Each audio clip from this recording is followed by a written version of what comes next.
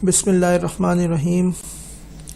Micro economics के एक और बहुत ही इम्पोर्टेंट टॉपिक रेवेन्यू एनालिसिस या रेवेन्यू कंसेप्ट के साथ हाजिर हैं।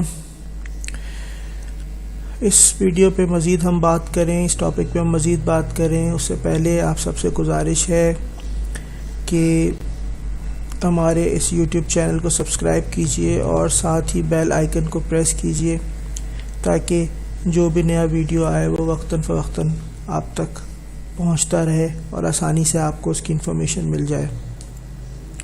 रेवेन्यू कंसेप्ट्स क्या हैं? रेवेन्यू कंसेप्ट्स को हम यहाँ पर दो हिस्सों में ब्रेक करेंगे।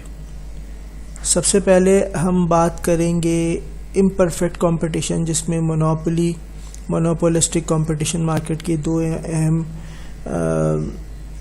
और ओलिगोपोली, तीन अहम जो है वो मार्केट स्ट्रक्चर की जो तीन अहम ब्रांचेस हैं वो इसमें आ जाती हैं और इनको हम इम्परफेक्ट कंपटीशन से इनको हम जो है वो उनका नाम लेते हैं, इनको पुकारते हैं।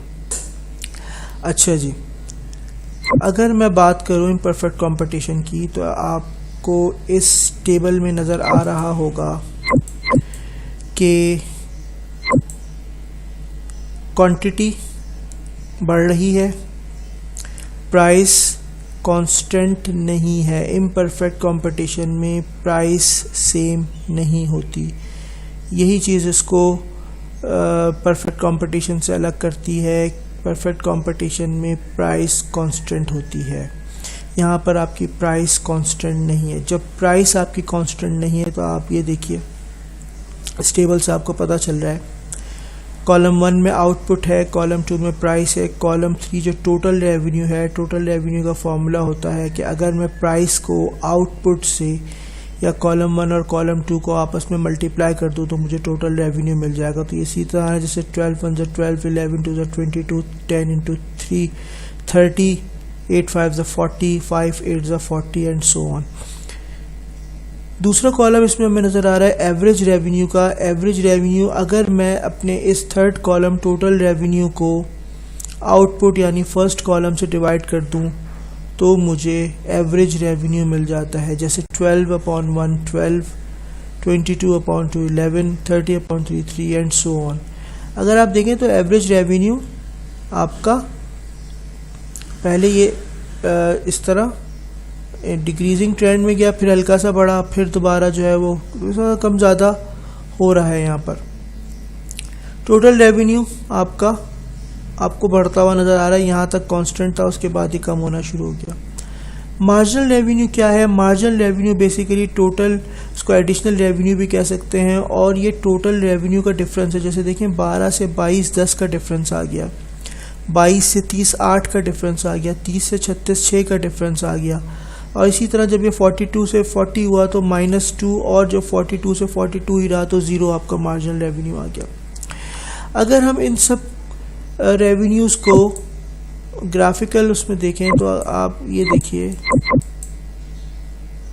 AR average revenue, total revenue, margin revenue under monopoly, और इवन मोनोपोलिस्टिक कंपटीशन में भी ये ऐसे ही होते हैं। मार्जिनल रेवेन्यू कर्व भी फॉलिंग कर्व है, एवरेज रेवेन्यू कर्व भी फॉलिंग कर्व है। ये दोनों कर्व्स आपके नीचे की तरफ जा रहे हैं। अगर आप उस टेबल को इस्तेमाल करते हुए आप ग्राफ भी बनाएंगे तो दोनों कर्व्स आपको नीचे जाते हुए मिलेंगे, एवरेज रेवेन्यू और मार्जिनल रेवेन्यू कर्व दोनों। इसी तरह अगर हम बात करें परफेक्ट कंपटीशन की, तो परफेक्ट कंपटीशन की ख़ास बात यह है कि इसमें प्राइस आपकी कांस्टेंट रहती है। आप देखें यूनिट्स ऑफ आउटपुट दिए और आपको प्राइस नज़र आ रही है। हर एक एक्टिविटी लेवल पर आपको प्राइस सेम मिलेगी। टोटल रेवेन्यू के लिए मैं P इंटू Q यानी प्राइस इंटू क्वांटिटी, वही जो पीछे मैंने फार्मूला लगाया था, ये मेरा टोटल रेवेन्यू आ गया।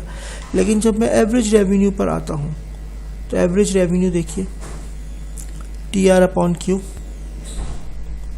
तो आपको ये कांस्टेंट वैल्यूज़ नज़र आ रही हैं।